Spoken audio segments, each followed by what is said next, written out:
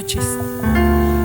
El Salmo 93, versículos 1, 2 y 5 dice: Dios mío, tú eres nuestro Rey.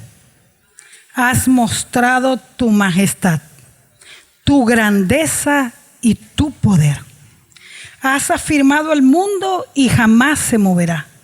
Desde el principio eres Rey. Tú siempre has existido.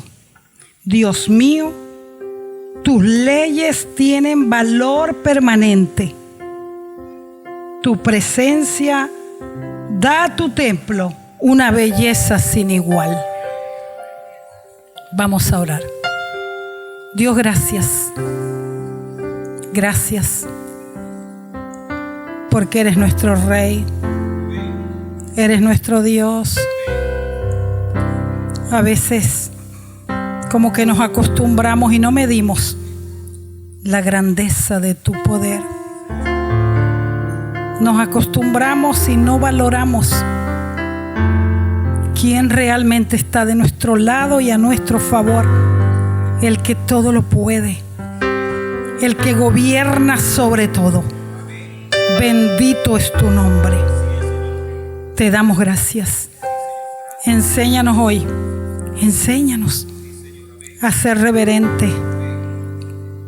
Enséñanos a reconocer tu majestad y tu grandeza. En el nombre de Jesús. Amén. Amén. Siempre he dicho que lo mejor que sé hacer, aunque también sé cocinar un poquito sabroso, pero lo mejor que sé hacer es leer e interpretar textos. Es lo mío, como que lo fuerte. Además de leer e interpretar textos, lo segundo sería enseñar. Eso es lo que más me gusta y lo que pienso que como que es mi talento.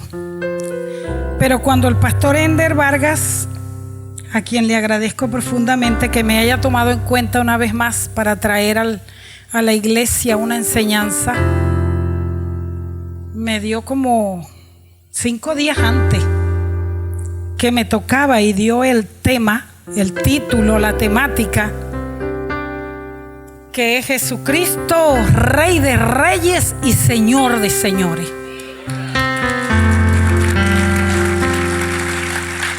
Por primera vez, voy a ser sincera, no quería hacerlo, porque como que, wow, es cuando uno dice, voy a hablar de eso, de Jesucristo, una dimensión como esa.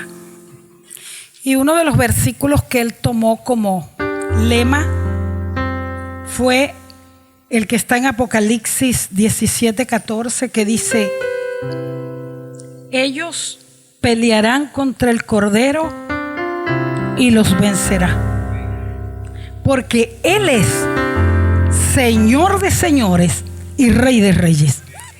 Y los que están con Él son llamados, elegidos y fieles. Voy a hablar de ellos, de los que son llamados, elegidos y fieles. ¿Por quiénes son llamados? Por el Cordero que los vencerá a los enemigos. Jesús vendrá por segunda vez, por si no lo sabía, para convertirse en gobernante del reino de Dios aquí en la tierra. Y yo sé que estos detalles de que Jesucristo volverá como gobernante del reino de Dios,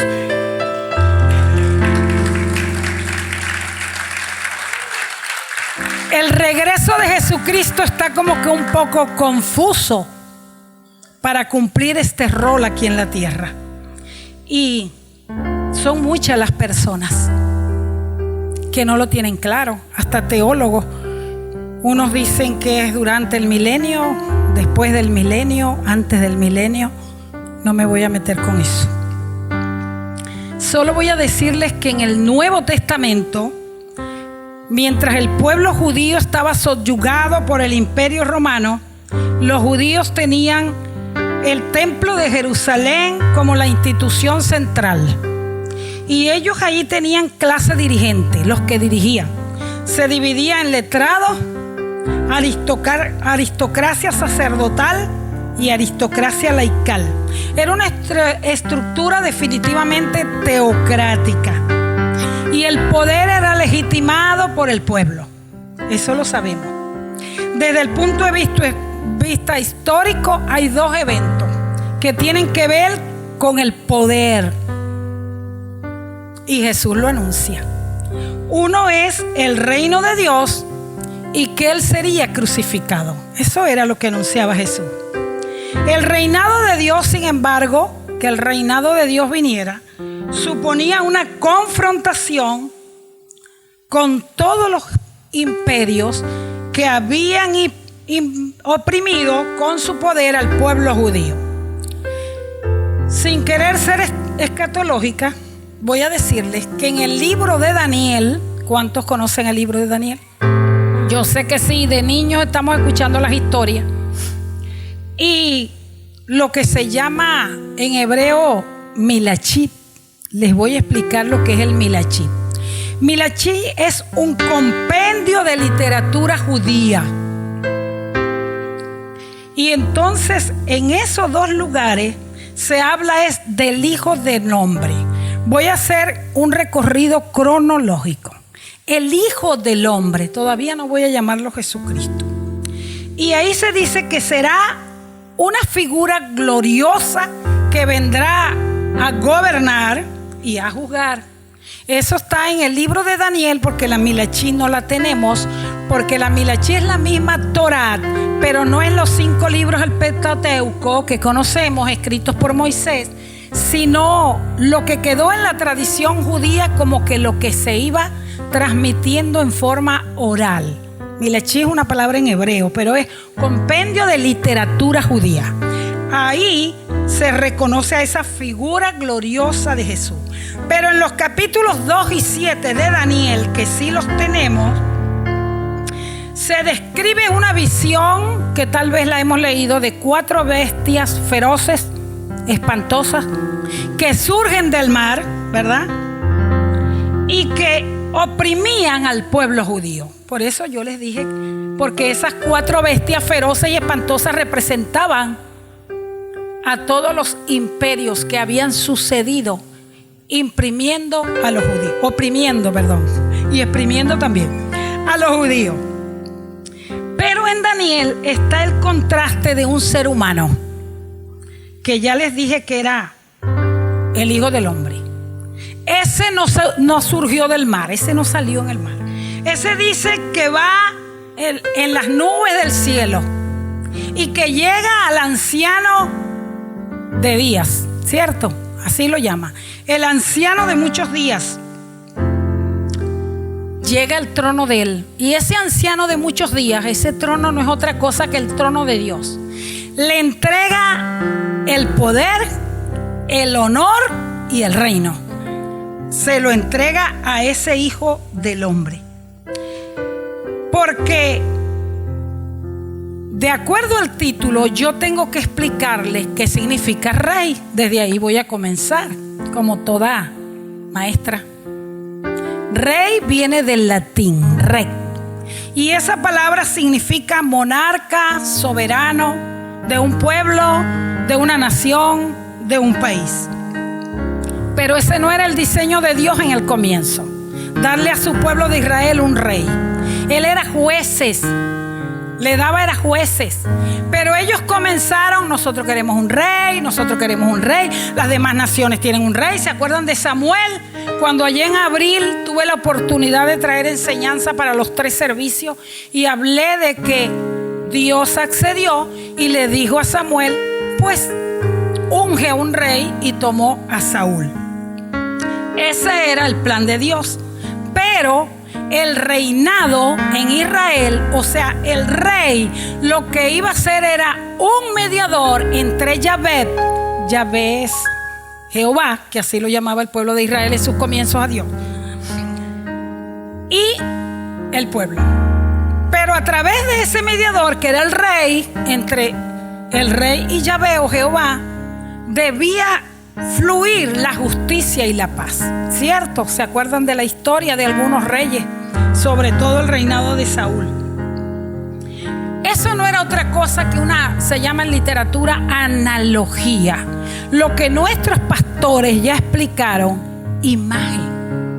Una imagen de lo que es el poder y la majestad del Hijo de Dios. Una imagen, una simbología.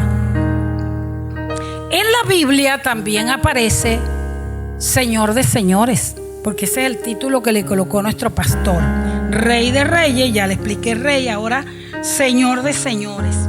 Eso aparece en el Antiguo Testamento, sobre todo en Deuteronomio, y también aparece en casi todos los salmos.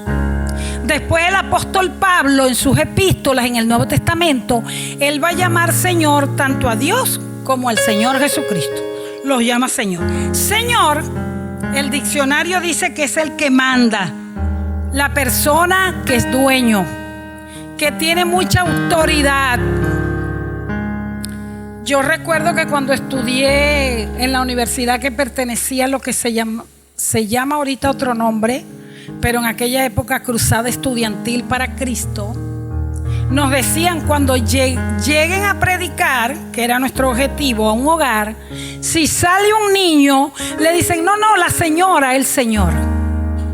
Después, cuando íbamos a decir que por qué queríamos que recibiera al Señor en su vida, decíamos, el Señor es el que manda, el que tiene autoridad. Por eso se le llama Señor y por eso no me interesa hablar con niños, me interesa hablar, como decimos ahora en lenguaje muy, muy divertido. Yo quiero hablar es con el papá de los helados, ¿verdad? Con el que tiene la autoridad en el hogar.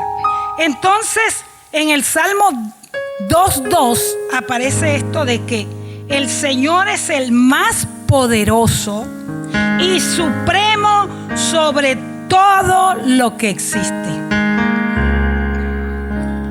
Les leo Deuteronomio 10:17 que dice, porque Jehová vuestro Dios es Dios de dioses y Señor de señores, Dios grande, poderoso y temible, que no hace acepción de personas ni acepta soborno. Ya está llamando ahí a Dios Señor. Pero el título que aparece en la Biblia, en el Antiguo Testamento, como Dios Adonai, significa el que es absolutamente soberano. Eso es lo que significa Dios Adonai. Cuando es traducido del Antiguo Testamento, el Dios Adonai, al Nuevo Testamento, ahí se va a usar la palabra Señor en vez de Dios Adonai. Porque aún Deuteronomio fue tan cuidadoso para hablar del Dios soberano como Señor, que Moisés, cuando ya van a entrar a la tierra prometida, le dice a los israelitas, los instó a obedecer a ese Señor. Fíjense, vamos a entrar a la tierra prometida, qué bueno, lo que tanto esperamos, pero hay una condición: obedecer al Señor fielmente y rechazar todo tipo de idolatría. ¿Me están escuchando? Rechazar todo tipo de idolatría. Mi esposa, cuando sabía que yo iba a enseñar hoy, me dijo, habláis bien clarito de lo que es la idolatría. ¿Saben? Era un llamado que estaba haciendo Moisés a renovar el pacto con Dios. Después les explico qué es ese pacto con Dios que se convirtió con nuestro Señor Jesucristo. Dice, sirvas a Jehová tu Dios, tu Señor, dice Moisés, con todo tu corazón y con toda tu alma. Dios quiere que le sirvamos con todo, con todo. He dicho en algunas oportunidades que me dicen, no, pero ya va, no espiritualicéis todo. Mire, hasta personas muy cercanas, familiares. Y le digo, ya va, es que ese es mi estilo de vida, no tengo otro. Hay una base histórica. Ahora sí voy. Empezando por la llegada de los Reyes Magos, que se llama una epifanía del Señor. Una manifestación, una revelación, una aparición, donde los Reyes Magos llegaron preguntando dónde está el Rey. De una vez, y acababa de nacer Jesús. Ese era el nacimiento de Hijo de Dios. Ahora sí, ya no les hablo más del Hijo del Hombre, sino el Hijo de Dios.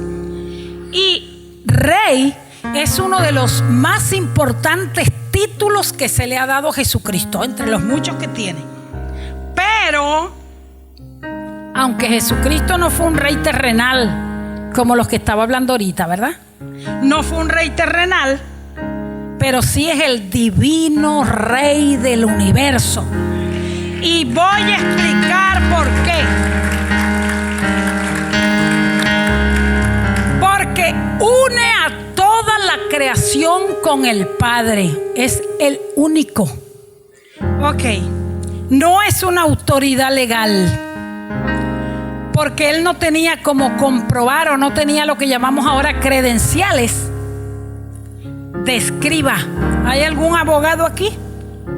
Invité a un abogado y una juez que siempre viene cuando yo enseño, y hoy no podía venir. Tenía que ser escriba el que iba a ser rey. ¿Qué era ser escriba? Que se conociera toda la Torá, que la leyera todos los días y que hiciera él un libro de cinco libros, estilo la Torá. Era una cuestión titánica, ¿verdad? Además de eso, no era una autoridad tradicional, hereditaria, que viniera de lo que se llama pater familia. O sea, no es como la tradición sacerdotal, que por herencia, por heredad, llegaban a ser. No, tampoco tenía Jesucristo. Quiere decir que Jesucristo como que no tenía el perfil para ser rey. Y la alajat, les voy a hablar de lo que era la alajat. Esa es una palabra en hebreo que traduce el buen caminar, el andar derecho. Por eso dije que si había un abogado aquí. El andar derecho. El alajá era el conjunto de normas, o es actualmente. Los judíos tienen el alajá, conjunto de normas, premisas, postulados para discutir entre ellos, entre lo que se llaman los rabinos, discutir las leyes éticas, leyes morales y leyes de espiritualidad. Porque el judío no se separa de las leyes espirituales con las leyes morales o de ética. Ok, ellos decían, Jesucristo no tiene las credenciales para llamarse rey, y mucho menos el judío ortodoxo. O sea, ortodoxo es el cuadrado, bien religioso, bien rígido.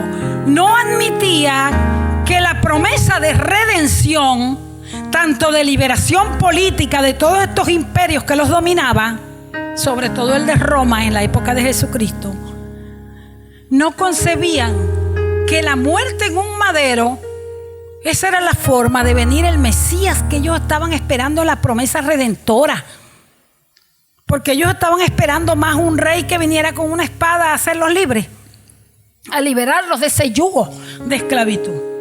Ok, pero déjeme decirles que hay unos judíos de nacimiento hace más de 200 años.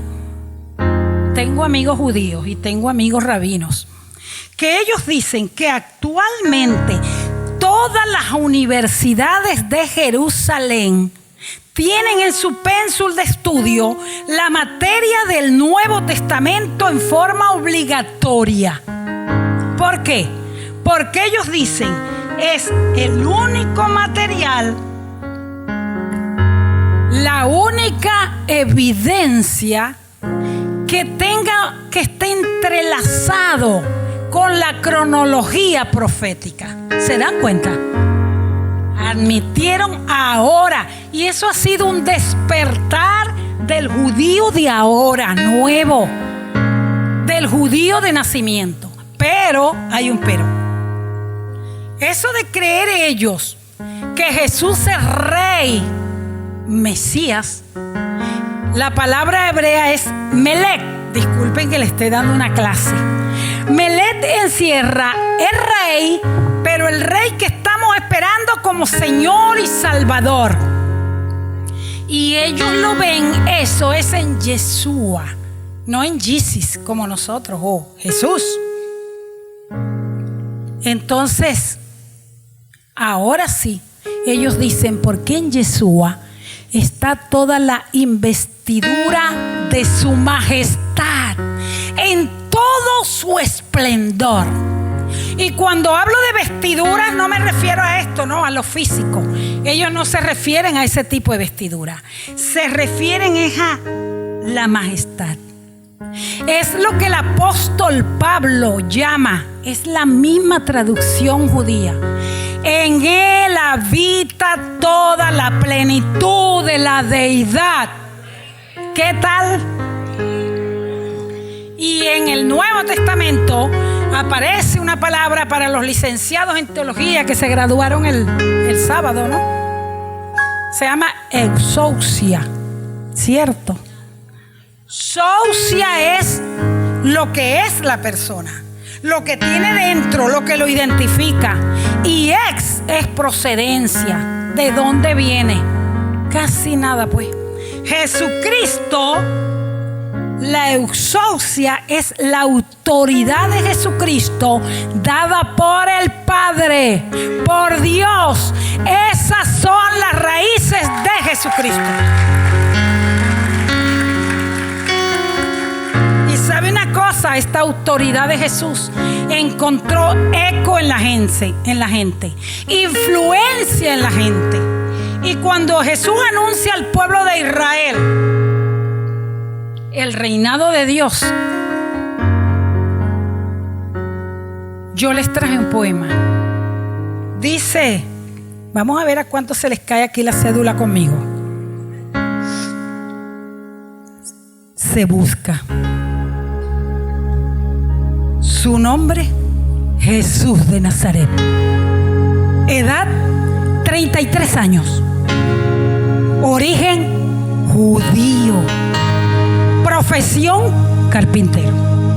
Se le acusa de predicar la verdad, de llamarse hijo de Dios, de enseñar a amar al prójimo como a sí mismo.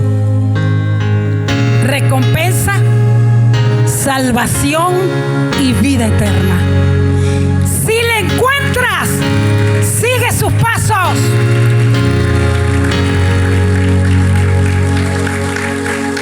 ¿Sabe por qué le traje este poema? Primero, me apasiona recitar poemas. Y porque esto fue una época en que se hablaba de Jesús, de su ideología. ¿Se toparon alguna vez en esa época, los que estaban en esa época, con un comunista? Pues yo sí. Yo tenía unos primos hermanos de mi papá, comunista, real, profesante, activista, revolucionario. Y un día viniendo de la universidad, que se me quedó el carro, me da la cola un primo y me dice, ¿sabe que estamos en lo mismo? Porque ustedes tienen la ideología de Jesús y nosotros también la tenemos. Se usaba una cadena con un crucifijo y Jesucristo ahí colgado en el madero, ¿recuerdan? La cadenita mía era muy chiquita, humilde y no tenía el Cristo en el madero, era sola.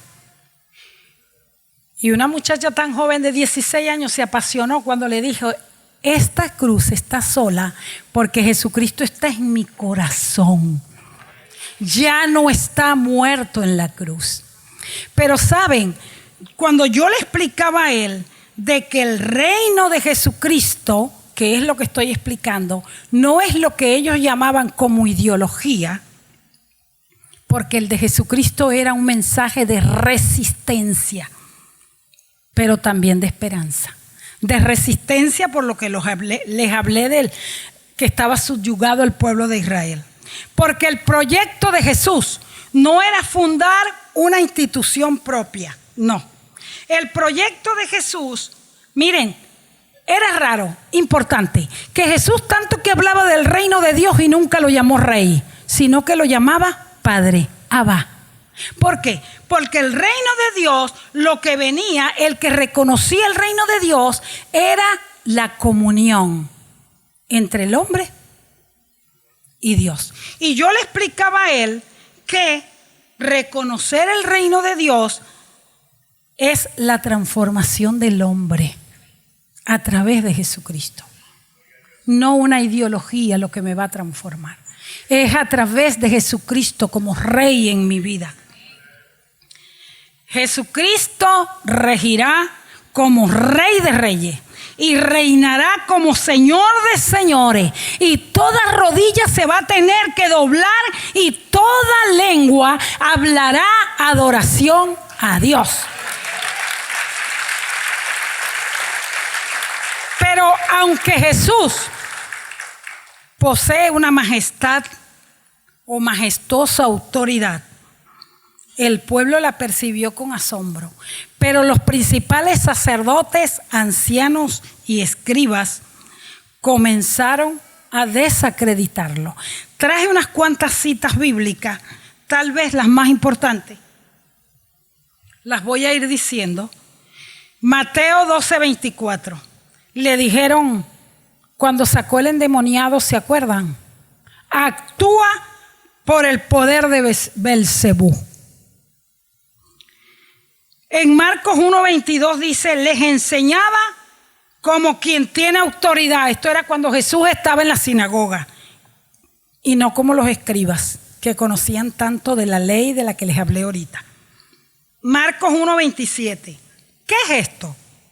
Una doctrina nueva expuesta con autoridad. Este Marcos 1:27 se refiere a cuando Jesús sacó un espíritu inmundo. ¿Sí lo recuerdan esa historia? Y dijeron, hasta los espíritus inmundos le obedecen. Tenía que ser una autoridad soberana superior. En el mismo Marcos 2:10 dice, el Hijo del Hombre tiene poder de perdonar pecados. Esto fue cuando el episodio del paralítico, que él le dijo que tus pecados son perdonados, y comenzaron a criticarlo. Y ya en el templo, cuando sí están los escribas, sacerdotes y ancianos juntos, en este episodio del templo, en Marcos 1, que me gustaría leerlo todo, del 27 al 33, léanlo de tarea. Ahí se pone de manifiesto que ya ellos no soportaban la autoridad de Jesús y que comenzó a correrse, viene un rey, te va a tumbar, viene un rey, el pueblo le está creyendo, está haciendo estas cosas dentro del pueblo. Le dijeron, ¿con qué poder haces estas cosas? ¿Sabe que me dio risa? Estaba frente a mi computadora y me salió muy espontáneo, como muchas cosas a mí, cuando pensé en esto. Y dije, ¿qué va? La Biblia siempre lo dijo primero. El Señor usó la técnica de confrontación que decimos en terapia de conducta, de comportamiento, de personalidad, que debe usarse la confrontación, pero con una técnica. No confrontar por herir al otro, o confrontar por sacarle, como decimos en maracucho, los errores al otro, las cosas al otro, no. Esa técnica de confrontación, Jesús les dijo, ¿y ustedes creen en el bautismo de Juan? ¿Se acuerdan? Con otra pregunta. Ellos meditaron y dijeron, si decimos que sí, si decimos que no, el pueblo nos apedrea porque creyeron en Juan y le siguieron. Y si decimos que no, entonces le dijeron, no, mejor no te decimos nada. Jesús le dijo, entonces yo tampoco les contesto.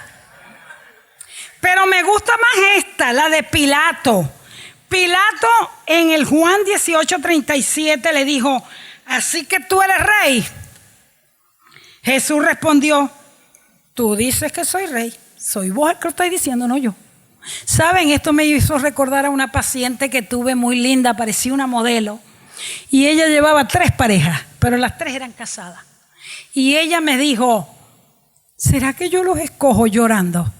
Le dije, tú lo estás diciendo, yo no. ¿Ves? Esa es la confrontación. con otra pregunta. Y Jesús fue sabio, fue el primer psicólogo. Vino y le dijo a Pilato, tú lo estás diciendo, porque Jesús es un rey celestial, el más poderoso, rey humano y rey eterno. No tenía necesidad de contestarle a Pilato. En Mateo 28, y aquí va la perla de mi enseñanza. Voy a comenzar a predicar, anímense. Mateo 28, 18 dice, Jesucristo deja el mismo claro, esas últimas palabras de Jesucristo, era ya resucitado, ya estaba resucitado. Jesús declaró, toda la autoridad en el cielo y en la tierra es mía, porque se la había dado el mismo Dios, el propio Dios. Y eso que él dice, toda potestad, todo poder, toda autoridad en el cielo y en la tierra, estas revelan la absoluta soberanía de Jesús sobre todas las cosas, tanto en el cielo como en la tierra. Esta declaración es de importancia, relevancia para nuestra vida de fe, para nuestra vida espiritual. Y hoy les voy a decir por qué. Yo los quiero invitar hoy, como lo hice yo preparando este mensaje. Lo hice desde que tenía 15 años que comencé en la universidad. Interiorizar esta verdad, descubrir que toda autoridad es de Jesús. Es la única manera de poder confiar y depender que Jesús es el Rey de Reyes y el Señor de todo el universo. ¿Saben qué? Yo me puse a poetizar haciendo esta enseñanza y escribí, esto es como enfrentarme yo. Me estoy enfrentando y hoy los invito a que lo hagan. Por eso dije interiorícenlo. Estamos enfrentados en este versículo de Mateo 28, 18 a la magnificencia, el poder y la autoridad de Jesús. Cuando Él lo afirma, ¿qué está queriendo decir? Que Él es la supremacía y dominio sobre todas las cosas. Autoridad que no solamente se limita a la tierra, también en el cielo. Y a lo largo de la Biblia encontramos muchos pasajes donde corrobora esta autoridad. El apóstol Pablo tiene muchas, pero voy a leer una sola, la de Filipenses. Dice, por lo cual Dios le exaltó hasta lo sumo.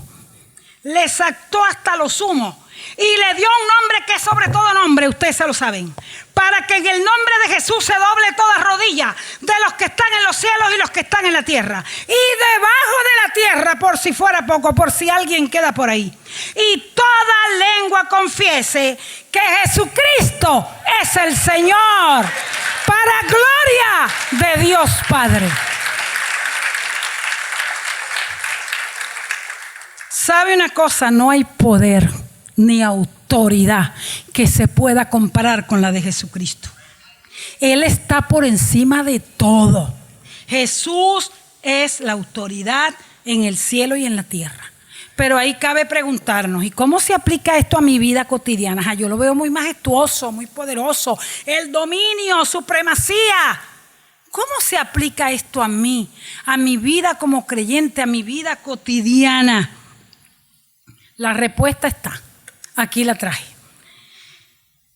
que es una cuestión de relación, no religión. Y al que dijo por ahí que era nuevo, que viene por primera vez, no te estamos presentando una religión, te estamos presentando una relación con Jesucristo para tener comunión con el Padre.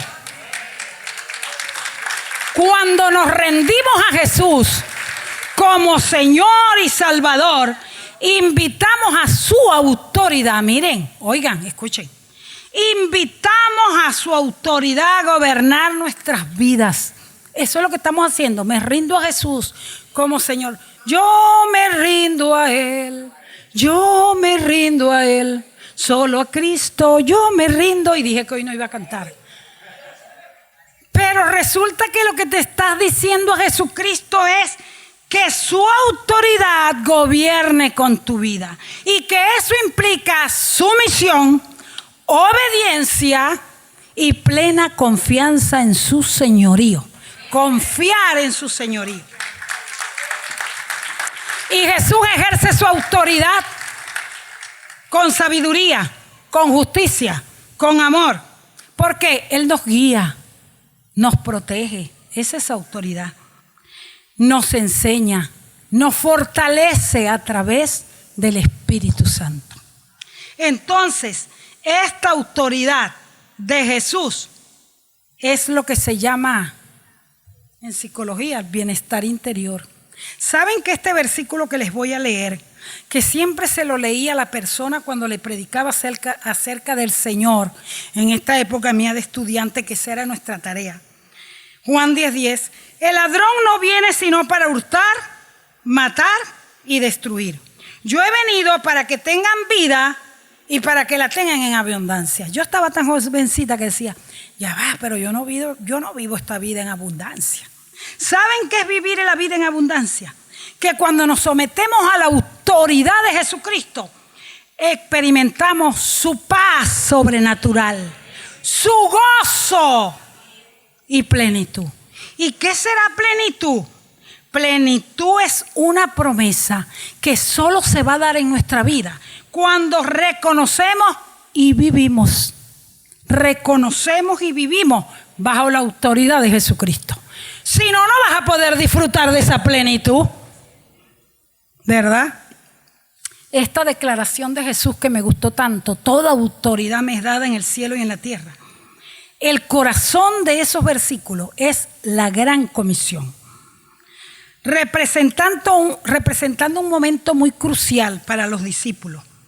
Y hoy quiero decirles que cuando usamos el poder que nos da Dios, y más adelante lo voy a ver, en la persona de Jesucristo, es para hacer un trabajo en beneficio de otros.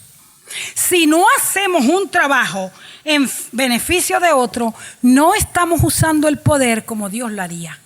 Porque esa es la manera de usar Dios, esa es la manera apropiada de usar el poder de Dios para beneficio, para bendecir a otros. Él les dijo, me ha sido toda autoridad en el cielo y en la tierra. Vayan pues enseguida, fíjense, y hagan discípulos en todas las naciones. Bautícelos en el nombre del Padre, del Hijo y del Espíritu Santo. Y enséñenlos a cumplir todo lo que yo les he mandado. A ustedes los envío a llevar el evangelio a todas las naciones y a enseñarles la palabra clave, a obedecer todos los mandamientos que Él estableció. Ay, ay, ay. La autoridad de Jesús sustenta a los discípulos, los sostiene para esa gran comisión, asegurándolo que tienen el poder, tienen la capacidad para cumplir esa gran tarea. Y les dijo inmediatamente, me gusta que en nuestro equipo, y aquí están, aunque solo vinieron dos, porque aquí están parte de mi equipo, pónganse de pie, y la pastora Aleida, por favor, denle un aplauso a estas mujeres. No solo trabajamos nosotras con las emociones, gracias, que Dios las honre y les recompense, como les digo siempre. Nosotros también nos convertimos en estos discípulos que tienen la capacidad para que suceda esto. Ya se los leo. Jesús dijo, he aquí os doy potestad, Lucas 10:19, de hollar serpientes y escorpiones, y sobre todo el poder del enemigo. Y nada, ¿qué palabra? Nada os dañará. ¿Saben? Este versículo, esta autoridad de la que está hablando de Jesucristo, no se restringe, no se limita a propósitos personales, sino que tiene un objetivo, el principal, el avance del reino de Dios y la proclamación del evangelio. Los de evangelismo que están aquí, para eso es la autoridad, para eso. Pero también nos da la capacidad de resistir los ataques del enemigo, ¿cierto? Simbolizada en que mencionó a escorpiones y a serpientes. Pero también abarca todo el poder del maligno. Ese está bajo esa autoridad. Significa que aunque fuerzas contrarias vengan contra el reino de Dios, porque lo hemos visto tanto en la iglesia, ¿cierto? Los lagunas que tienen casi el mismo tiempo de años aquí en la iglesia. Aunque fuerzas contrarias vengan contra el reino de Dios y la proclamación del evangelio, Dios nos capacita para enfrentar esos obstáculos. Con audacia, con arrojo, con valentía. ¿Saben una cosa? La autoridad que nos da Jesucristo es un don divino. Póngale ese nombre. Es un don divino que se extiende, se transmite a los creyentes. Pero ya va. No porque crea y creo y listo. A los creyentes y los que se convierten en sus discípulos. Que hacen todo lo que Él les ha encomendado, como decía el versículo. Es cierto, es una gran responsabilidad. Era una gran responsabilidad, pero también una maravillosa oportunidad de hacer una diferencia en el mundo, de impactar vidas. Eso es lo que tenemos que hacer nosotros. Yo le decía a mi esposo, no me conocías en esa época. Cuando yo tenía 15 años que estudiaba en la universidad, me llamaban la viejita prematura, porque me la pasaba hablándole a todo el mundo de Jesucristo y de la salvación. ¿Qué quiere decir? Que tenemos que impactar vidas. Y Jesucristo no usa su autoridad para oprimir o dominar a otros. No, Señor. Sino para amar, sanar, enseñar y ofrecer salvación. Se lo repito. No usa su autoridad para oprimir o dominar a otros. Dice, porque el Hijo del Hombre no vino para ser servido. Marcos 10:45. Sino para servir. Y para dar su vida en rescate por muchos. Vino a servir y a sacrificarse por nosotros. Ese es el verdadero propósito de la autoridad. Ahí lo está diciendo el Señor. Esa es la responsabilidad que acompaña a la autoridad. Entonces ahora nos toca a nosotros como seguidores de Jesús. ¿Se acuerdan que en el versículo que nos dio el pastor Ender dice llamados, elegidos y fieles? Para allá voy. Como seguidores de Jesús estamos llamados a ejercer esa autoridad con humildad y amor. ¿Se acuerdan que en un mensaje les comenté que mi hijo, mami, no me quieren dar cargo en la iglesia y para hacerlo tengo que hacer un curso como de teología por 6 meses? Cuando, hijo, sométete, sujétate, sé humilde. Mami, que me están dando lo básico después que yo vengo de predicar en Venezuela, entonces me están dando lo básico. Esa es una exigencia de la iglesia que escogiste, pues hazlo. Ahora ya le dieron un grupo de adolescentes que él es el líder y lo está guiando. Para eso es la autoridad, con humildad, con amor. Pero sabe que no se preocupe, los discípulos se desenfocaron. Ellos también se desenfocaron para que era la autoridad. Y los hijos de Zebedeo, que el pastor Reddy lo leyó en Mateo, yo lo voy a leer en Marcos, fueron los primeros que siguieron a Jesús. Y eran los que estaban más vinculados con Jesús. Después les digo por qué. En Marcos 10:37, ellos le dijeron, concédenos que nos sentemos en tu gloria, uno a tu derecha y otro a la izquierda. Buscaban los puestos de honor, los mejores puestos. Estaban pensando en el reino mesiánico. ¿Se acuerdan de José? José era el segundo. Ellos eran judíos. Era el segundo después del rey. Era como decir el vicepresidente ahora. Ellos estaban pensando también en la visión piramidal de las relaciones humanas. Voy a dictar un taller para los de protocolo el día 25 y voy a hablar de esto. Cuando nos creemos una visión piramidal de las relaciones humanas, eso no es. En el mundo de Jesucristo no es eso. En el reino de Dios no es eso. Y en el ejercicio habitual del poder. ¿Y saben qué le dijo Jesucristo? Otra vez usó otra técnica de confrontación. No sabéis lo que pedí. Ustedes pueden ser. Y les usó un lenguaje, un diálogo un poco irónico. Yo diría que hasta sarcástico. No sabéis lo que pedí. Porque se dice en terapia que busca dentro de ti. Mira, insight se llama. Busca dentro de ti las respuestas. Yo no tengo por qué dártelas. Y él les hizo otra vez preguntas. ¿Pueden bautizarse en el bautismo que yo me bautizo? ¿Pueden tomar de la copa de vino que yo? Sí, podemos. Porque ellos se creían que ellos se merecían los puestos de honor. Eso es lo que se llama en psicología merecedores. Me creo, el hijo único la mayoría de las veces se cree sobremerecedor. Yo me merezco esto. Porque ellos andan buscando protagonismo. Nosotros aquí no estamos, aquí no hay de eso. En el liderazgo de nuestra iglesia, gracias al Señor, no lo hay. Pero los otros 10 se indignaron. Ay, sí, ahí está el pastor Mario. Se indignaron contra Santiago y Juan. ¿Se acuerdan cuando les dije? Los más cercanos a Jesús, Juan y Santiago. Todos estaban bravos con ellos, pero estaban aspirando a mejores puestos. Estaban aspirando a los primeros puestos. ¿Y sabe qué? Así es como surgen las rencillas. Así es como se rompe lo que se llama la comunión. Y se recuerdan cuando les dije que el reino de Dios, el que predicaba Jesucristo, era un reino de comunión. Entonces Él enseña a sus discípulos con un versículo el verdadero significado de la autoridad. Yo lo traje en Reina Valera, pero déjenme leérselos en otra traducción porque ya me están diciendo que falta poco. Dice, miren, solo les voy a decir cómo comienza, ustedes se lo saben.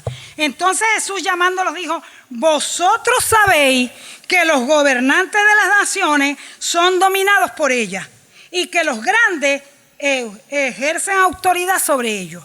No será así entre vosotros, pero el que quiera llegar a ser grande entre vosotros deberá ser vuestro servidor. Yo voy a leerles cómo comenzó Jesús. La verdadera traducción en hebreo dice: los que parecen ser jefes, eso era lo que quería decir el Señor, de las naciones las dominan como señores absolutos, y los grandes los oprimen con su poder. La expresión parece ser jefe es en realidad que están atrapados, dominados por querer el poder y no pueden escapar. Eso es lo que pasaba con ellos. Y en el relato evangelístico, ¿qué insiste? Y ahí viene mi título, por fin les digo mi título, el título de mi mensaje. Dice que todos los evangelistas están diciendo: cuidado, el poder puede convertirse en tentación. Y el servicio tiene que ser siempre una actitud. Entonces yo le coloqué a mi mensaje: Jesucristo, autoridad y poder versus servicio y obediencia. La declaración de autoridad de Jesús trae seguridad.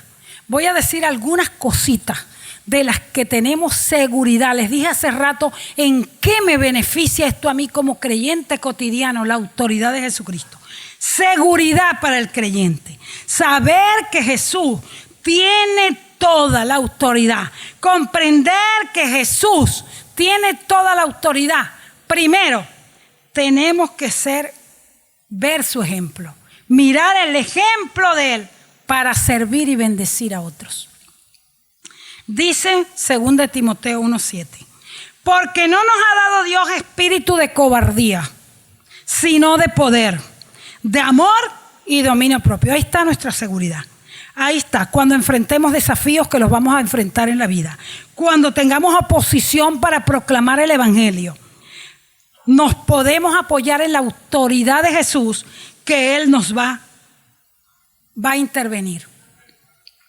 Hay otro versículo en 1 de Juan 4:4 que dice: hijitos, vosotros sois de Dios y lo habéis vencido, porque mayor es el que está en vosotros que el que está en el mundo.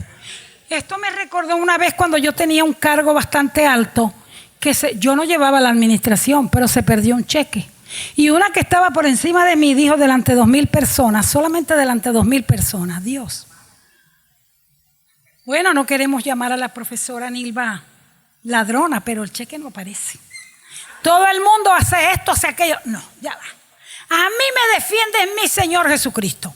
Y el único versículo que le dije a mis 4 secretarias que eran muy leales, les dije: ninguna arma forjada contra mí prosperará. Y toda lengua que se levante en mi contra, Jesucristo me ha dado la autoridad. De esta autoridad es el poder que les estoy hablando hoy.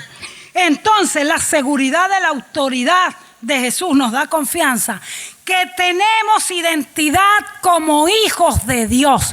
Eso está muy intrínseco en nosotros, lo que les decía ahorita, dentro. Eso está intrínseco como hijo de Dios. Isaías 43:1 dice: te puse nombre, mío eres tú. Nos puso nombre, nos conoce. Dice Romanos 8, el apóstol Pablo: y si somos hijos, entonces somos herederos. Herederos de Dios y coherederos con Cristo. Si en verdad somos participantes de su sufrimiento, también seamos participantes de su gloria. Como hijos de Dios, estamos revestidos con la autoridad y herencia. Cuando yo leí autoridad y herencia, dije, yes. ¿Qué les parece? Y esta autoridad es que Él tiene todo el control de todas las cosas. Pero tenemos que responderle con nuestra vida: obediencia, como les dije, amor, servicio y fe. Es la única manera que vamos a experimentar en nuestra vida que transforme esa autoridad. ¿Sabe que esa autoridad transforma nuestra vida? Y así es como vamos a ser testigos de que el reino de Dios se establece. El reino de Dios se establece en los creyentes cuando viven reconociendo la autoridad de Jesucristo. No conozco hasta ahora ninguna historia humana. Miren que veo casos en terapia de demasiada gente. Aquí nada más al año, cuando tenemos que entregar las estadísticas a los pastores principales, 300 y pico yo sola, sin poner mi equipo, al año. Imagínense yo por fuera. Pero no he visto hasta ahora ninguna historia de una persona que no haya tenido heridas, que no traiga traumas de niño del pasado. Todos la traen. O si usted dice, no, a mí no me hirieron de niño, no traigo ningún trauma, voy a decirle que tal vez está librando una batalla en cualquier área de su vida. Y estas boletas me lo dijeron, yo las leía cuando estaba ahí. Me gustó una que dice: yo quiero sanar mis emociones. Y todo es salud, pero muchas dicen crecimiento espiritual. Hoy te estoy hablando que dejes que la autoridad de Jesucristo gobierne tu vida. Y les traigo como siempre algo de la neurociencia. No la puedo dejar pasar. ¿Saben una cosa? Que en la neurociencia se dice que ante todos estos conflictos del entorno, y eso que no conocen al venezolano, ante todo lo que ocurre en el entorno, que es real, falta de electricidad, falta de gasolina, falta de agua, estrechez económica. Ante todo eso, la ciencia dice: desarrolla, en inglés se llama Mycen, pero eso es, desarrolla una mentalidad que te ayude a tener fe. Dice la ciencia, los neurólogos, neurocientíficos, desarrolla una mentalidad que fe en algo que te apasione. Y sobre todo, dice, que te ayude a creer que hay más cosas buenas que cosas malas. Y que te ayude a creer que algo extraordinario puede suceder y cambiar ese entorno. Yo te traigo ese algo extraordinario que va a suceder. Yo te lo traje. Y ya te lo digo. ¿Se acuerdan cuando les hablé del perfil de la alajá que Jesucristo nos figuraba? Pues déjenme decirles que dentro de las credenciales de la alajá decía que tenía que ser origen Judá para que fuera el Mesías. Te lo tengo, dijo Jesús. Era de origen de Judá. Que tenía que ser un tevilat. Les explico lo que es tevilat en griego, en hebreo, perdón. Sumergirse en agua, lo que llamamos bautismo. Jesucristo fue obediente y se bautizó con Juan. No, pero ya va, es que tiene que aparecer una paloma. eso lo dicen en la Milachit que les hablé hace rato y por eso se los traigo. Pues apareció la paloma simbolizando el Espíritu Santo, confirmando que era el rey escogido, el rey ungido. Vino un estruendo de una voz del cielo que decía: este es mi hijo amado, y a él oíd. Y Juan dijo: sí es rey, sí es el Melech, que era en hebreo, sí es ese Salvador que estamos esperando. No es el rey solamente que los va a liberar de la esclavitud política. No es el rey que los va a redimir del yugo de la esclavitud. No, ese es el Cordero de Dios que quita el pecado del mundo.